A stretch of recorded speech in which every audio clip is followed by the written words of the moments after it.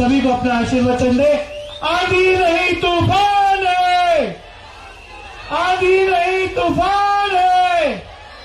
माननीय मुख्यमंत्री जी बोलिए भारत माता की, नर्मदा मैया की, जबलपुर के बहनों भाइयों की और मेरे भांजे और भांजियों की।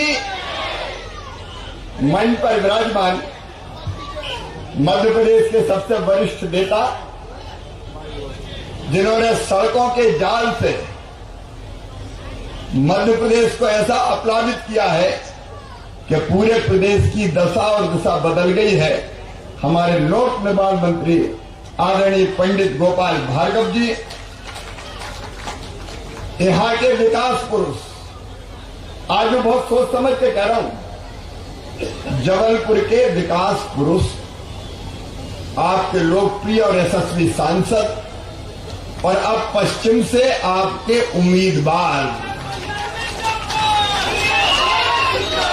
और पश्चिम सौभाग्यशाली है कि वो उम्मीदवार है, आदरणीय भाई राकेश सिंह जी। एक बार जरा ताली बजा के स्वागत हो जाए।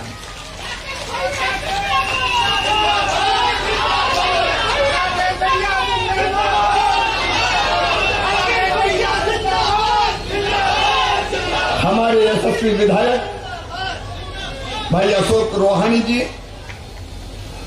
पनागढ़ के हमारे विधायक आदरणीय इंदु तिवारी जी, बहन नंदिनी मरावी जी, सिहोरा की हमारी विधायक भाई आशीष जी, बहन स्वाति जी, डॉक्टर जामदार जी, जन अभियान परिषद के हमारे उपाध्यक्ष सदानंद जी, अखिलेश जी, शरद जैन जी, कमलेश अग्रवाल जी, राम मूर्ति जी, शरद अग्रवाल जी, जीएस ठाकुर जी, मेरी दोनों बहन रूपा राव जी और अलका गर्ग जी, नीचे बहनी भी मेरी बैठी है, लाडली बहनों को मेरा प्रणाम। बहनों और भाइयों, सचमुच में आज मैं गोपाल भार्गव जी को भी धन्यवाद दे रहा हूं और राकेश सिंह जी, आज मैं आपका अभिनंदन कर रहा हूं इतनी बड़ी सौगात के लिए। ये राकेश सिंह है जिसने बड़े सपने देखे और केवल सपने नहीं देखे, सपनों को पूरा करने के लिए जी जान एक कर दिया। और जबलपुर वालों, जो हिंदुस्तान में कहीं नहीं हुआ वो गडकरी जी से राकेश सिंह ने करवाया। 1100 करोड़ का फ्लाईओवर, कोई ने सुना है क्या?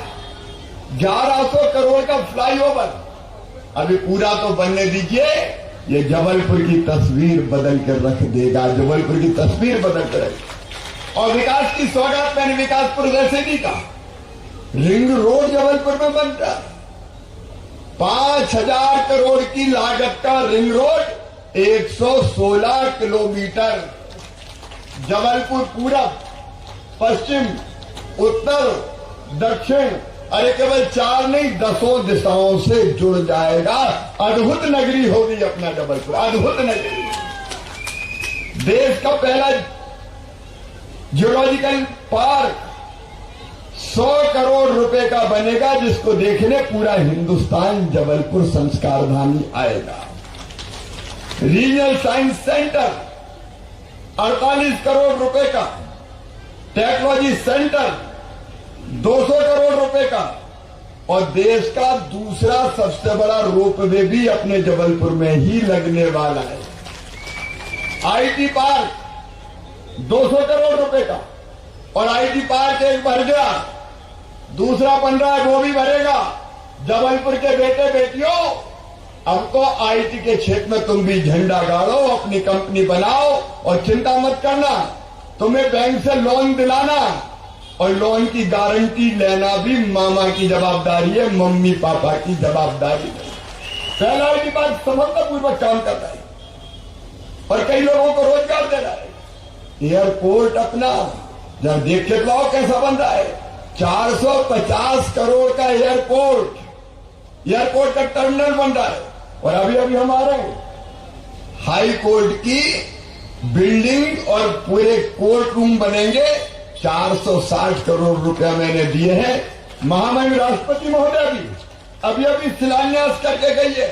रेलवे स्टेशन अपना, मेरे बहनों और भाइयों, 300 करोड़ रुपए का बनेगा। एयरपोर्ट जैसा रेलवे स्टेशन जबलपुर की धरती पर होगा। मदन मोहन का जो टर्मिनल है वो ही 125 करोड़ रुपए का बनेगा, 125 करोड़। और सुन लो, 5 तारीख को हम फिर आ रहे हैं प्रधानमंत्री जी को लेके। बोलो आए कि नहीं आए? लेकिन कुछ लोगों को बड़ी तकलीफ होती है, मैं आता हूं, बोले बार बार आए।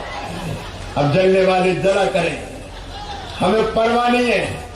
लेकिन 5 तारीख को इसी मदन महल पर 100 करोड़ रुपए का रानी दुर्गावती जी के स्मारक का भूमि पूजन किया जाएगा। और सुनो जबलपुर वालों, सुनो जबलपुर वालों, ऐसा स्मारक बनाऊंगा कि पूरा हिंदुस्तान देखने आएगा, बिना देखे नहीं जाएगा। ये जबलपुर के हमारे सपने हैं। आज जरा ईमानदारी से मुझे बताना, दिल पे हाथ रख के, जितने विकास के काम हमने जबलपुर में किए, कभी कांग्रेस ने किए थे क्या? अरे पीछे तक से आवाज आना चाहिए, किए थे क्या? 2003 तक बंटा ढाल ने तो किए ही नहीं, लेकिन 1.25 साल के लिए ये भी आए थे कमलनाथ जी और उनके मंत्रिमंडल के एक सदस्य, नाम नहीं लूंगा सामने। आप बताओ, एक कंकड़ पत्थर लगा क्या? अरे दिल से बताओ, लगा क्या? कमलनाथ जी रोते ही रहते थे उस समय, कहते थे मैं क्या करूं, मेरे पास पैसे ही नहीं है, मेरे पास पैसे ही नहीं है, मामा खजाना खाली कर गया। जबलपुर वालों, वो रोते थे कि हमारे पास पैसा नहीं है। अच्छा भैया, ऐसा रुआऊ मुख्यमंत्री आ जाए जो कह दे मेरे पास पैसे नहीं, मैं क्या करूं, तो धन्यू पर न कोई भी मुख्यमंत्री बना दो, बैठे बैठे कह रहे हो मैं क्या करूं, पैसे ही नहीं है, पैसे ही नहीं है, पैसे ही नहीं है। अरे ऐसा मुख्यमंत्री और सरकार कोई काम का है क्या? और सुनो, यहां खड़े रहते मैं डंके की चोट कह रहा हूं, मेरे पास पैसे की कोई कमी नहीं है। जब जो जबलपुर ने मांगा, मध्य प्रदेश ने मांगा, ये हमारे नेतृत्व बैठा है, गोपाल भार्गव मेरे मंत्री बैठे हैं, मेरी लाडली बहनाओं। जब मैंने कहा कि बहनों के खाते में पैसा डालूंगा हर महीने, तो कई ने कहा कि वैसे वैसे कह रहा होगा, डाल थोड़ी पाएगा। और कांग्रेस भी बयान देते रहते थे, अरे कहां से हो जाएगा, कहां से हो जाएगा। बताओ, हर महीने खाते में पैसा आ रहे कि नहीं आ रहे? जनता को भी दूंगा और विकास में भी कोई कसर नहीं रखूंगा मेरे बहनों और भाइयों, कोई कसर नहीं रखूंगा। और एक बात और सुन लो, इंदौर और भोपाल के बाद तीसरी मेट्रो ट्रेन की सिटी होगी तो संस्कार धानी होगी, जबलपुर होगी। हमने जबलपुर को बड़ा कस्बा नहीं रहने दिया, अब सुंदर महानगर बनाया है संस्कार धानी वालों। जितना अन्याय किया था कांग्रेस ने, जितना अन्याय किया था, अन्याय ने पाप किया था, जबलपुर के साथ भेटो, कभी जबलपुर को आगे बढ़ने नहीं दिया। ब्याज सहित पूरा करके आपको दे रहे हैं जबलपुर वालों, ब्याज सहित पूरा करके दे रहे हैं। खुशी की बात है, आज जबलपुर बदल रहा है, आगे बढ़ रहा है, और अभी तो और आगे कई मंजिलें तय करना है मेरे बहनों और भाइयों। जबलपुर को किसी से पीछे नहीं रहने देंगे, बल्कि लोग जलेंगे जबलपुर से कि जबलपुर को इतना दे दिया, लेकिन परवाह नहीं है, क्योंकि अन्याय हुआ था जबलपुर के साथ कांग्रेस के जमाने में। हम उसको न्याय में बदल के देंगे। एक तरफ ये सारे विकास के काम, लेकिन अभी अभी मुझे एक आवेदन मिला, ये वार्ड नंबर 67 से रानी अवंतीबाई वार्ड के लोग हैं क्या यहाँ पे? है, कैंट विधानसभा के हैं, वो है कैंट वाले भी। मेरे पास ये आवेदन आया पट्टे का, क्या हमारे पास छोटे मोटे मकान बना के रह रहे हैं, लेकिन हमारे पास पट्टे नहीं है। ये शिव संकल्प सुन लेना, आज की तारीख और आज का समय नोट कर देना। मध्य प्रदेश की धरती पर किसी गरीब को रहने की जमीन के बिना नहीं रहने दूंगा, सबको रहने की जमीन का मालिक बनाएगा। मुझे पीछे तक बताओ, मुझे पीछे तक बताओ, आप रहने की जमीन का टुकड़ा हर गरीब के पास होना चाहिए कि नहीं होना चाहिए? और इसे जिनने ये आवेदन दिया है, अशोक जी, पट्टे दिए जाएंगे, कोई चिंता करने की जरूरत नहीं है। भारतीय जनता पार्टी की सरकार है और मामा का राज है, चिंता काय को करते हो। अभी हमने ग्रामीण क्षेत्र के लिए योजना बनाई, लाडली बहना आवास योजना, और उसमें तय किया कि लाडली बहना आवास योजना में गांव में वो बहनें जिनके पास प्रधानमंत्री आवास योजना में नाम छूट गए और मकान से वंचित रह गई, उनको भी मकान बनाने के लिए राशि देंगे। और ठीक वो योजना मैं शहर के लिए भी डिजाइन कर रहा हूं, जहां जहां जगह मिलेगी। देखो, अभी हमने मध्य प्रदेश में माफियाओं पे बुलडोजर चलाए और 23,000 एकड़ जमीन छीनी। कितनी जमीन छीनी? 23,000 एकड़ जबलपुर में भी छीनी है। और हमने तय किया है, उस पूरी जमीन पे मैं गरीबों के घर बनाऊंगा, माफियाओं से छीनेंगे और गरीबों के मकान बना के देंगे। जहां जमीन कम है वहां अलग अलग मकान नहीं बनेंगे, वहां मल्टी स्टोरी बना के एक ही बिल्डिंग में कई गरीबों को मकान दे देंगे। देखिए, हमारे लिए तो जनता की सेवा भगवान की पूजा है। और इसलिए अब देखो तो प्रधानमंत्री जी ने कितनी योजनाएं चलाई। मैंने कई बार कहा है, मैं आज फिर दोहरा रहा हूं, मैं सरकार नहीं चलाता, मैं परिवार चलाता हूं, परिवार। अच्छा, ईमानदारी से बताना मुझे, मैं मुख्यमंत्री लगता हूं कि भैया लगता हूं? अरे जोर से बताओ। और बेटा बेटियों का, आजकल तो बूढ़े भी मामा ही कहते हैं, मामा। और जबलपुर में कहते मम्मा, क्या है मम्मा? ये संबंध है अपने परिवार के रिश्ते। और इसलिए भारतीय जनता पार्टी की सरकार है, दिल्ली में प्रधानमंत्री श्रीमान नरेंद्र मोदी जी, उनके नेतृत्व में, और यहां हम लोग सरकार चला रहे हैं डबल इंजन की सरकार। निःशुल्क राशन, आयुष्मान कार्ड, रहने की जमीन, उस पर पक्के मकान, बीमारों का इलाज और भांजे भांजियों के पढ़ाई की व्यवस्था। मेरे बहनों और भाइयों, ये कमलनाथ जी की सरकार बीच में आई थी, क्या गजब किया इनने। मैं अपने बच्चों को, भांजे भांजियों को देता था लैपटॉप, जो अच्छे नंबर लेकर पास होते थे। ये कमलनाथ दादा ने लैपटॉप छीन लिए बच्चों को। ये कमलनाथ जी ने बेटियों की, हम शादी करते थे, शादी तो हुई लेकिन पैसा बेटियों के खाते में नहीं गया। इनने तो संबल योजना बंद कर दी, इनने तीर्थ दर्शन योजना बंद कर दी, बुजुर्गों की तीर्थ यात्रा छुड़वा दी। लेकिन जबलपुर वालों, अब तीर्थ दर्शन फिर शुरू हो गई है, और केवल रेल से नहीं, अब तो हवाई जहाज से भी तीर्थ हम ले जा रहे हैं। अरे गरीब को हवाई जहाज में बैठना चाहिए कि नहीं? ये भारतीय जनता पार्टी की सरकार है। और एक बात और सुनना, आईटी पार्टी की बात आई थी। मेरे बेटा बेटियों, अभी हमने तय किया अपने अपने स्कूल में, हायर सेकेंडरी स्कूल में, जो बच्चे, एक बेटा और एक बेटी पहले नंबर पे आएगा, उसको मामा स्कूटी दिलवाएगा। स्कूटियां दे दी।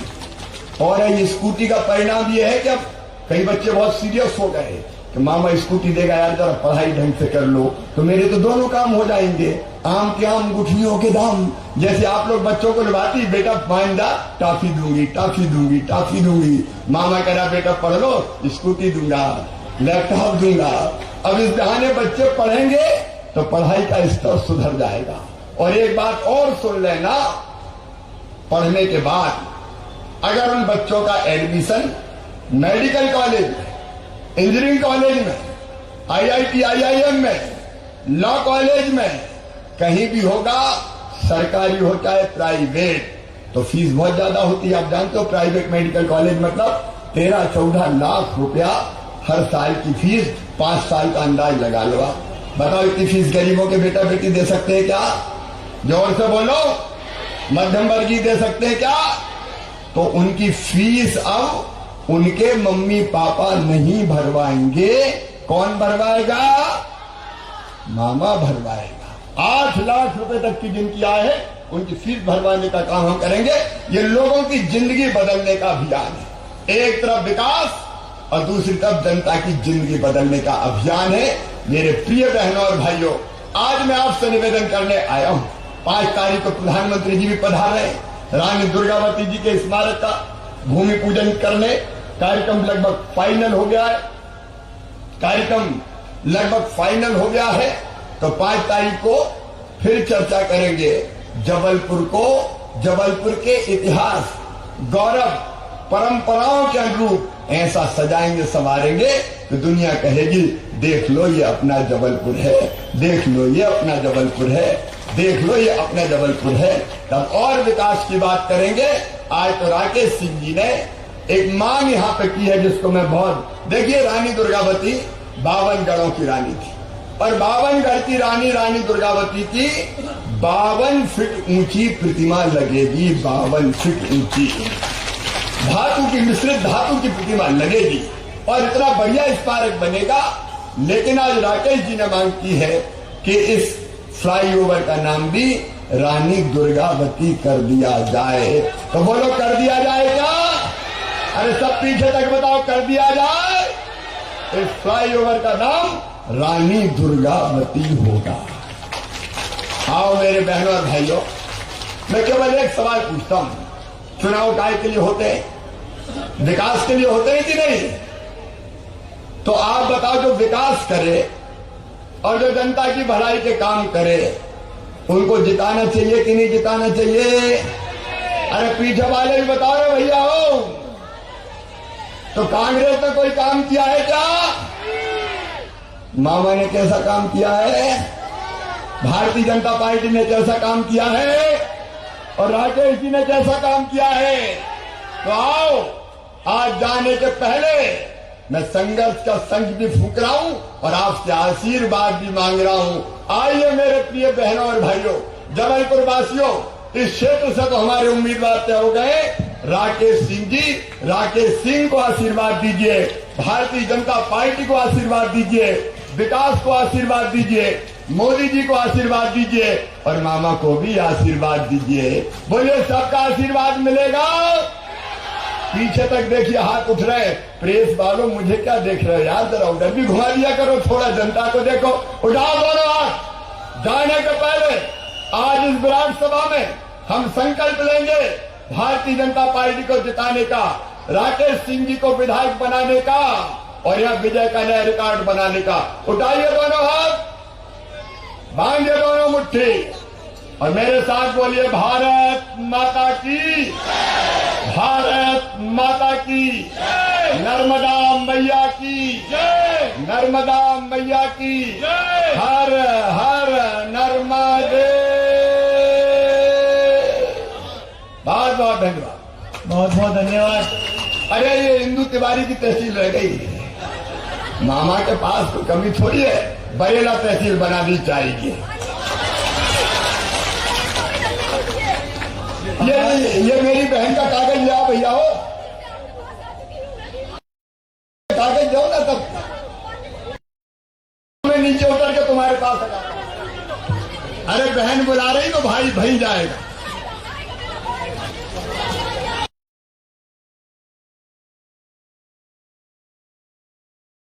और बहन के बुलाने पर प्रदेश के मुखिया सीधे उनके पास, बहन भी आत्मीय भाव से प्रदेश के 8 करोड़ लोगों के दिलों में राज करने वाले माननीय मुख्यमंत्री जी,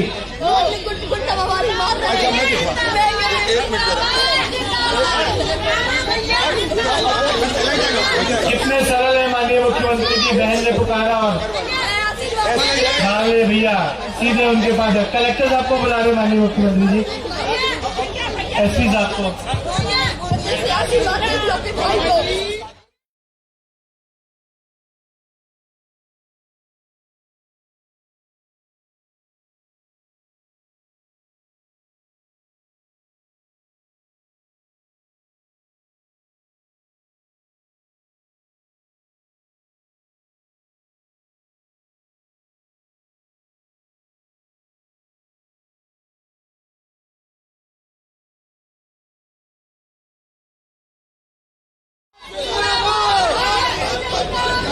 माननीय मुख्यमंत्री जी जिंदाबाद।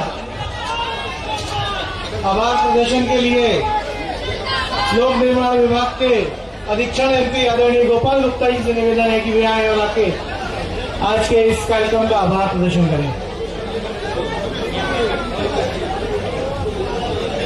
हम लोक निर्माण विभाग परिवार एवं जिला प्रशासन की ओर से महानदा से मेडिकल कॉलेज LIC तक निर्मित फ्लाईओवर प्रथम भाग लोकार्पण समारोह में उपस्थित प्रदेश के माननीय मुख्यमंत्री सिहोरा की विधायक नंदिनी मरावी जी यहाँ आई है और एक बहुत न्याय चितमान कर रही है मझगवा को नगर पंचायत बनाने की।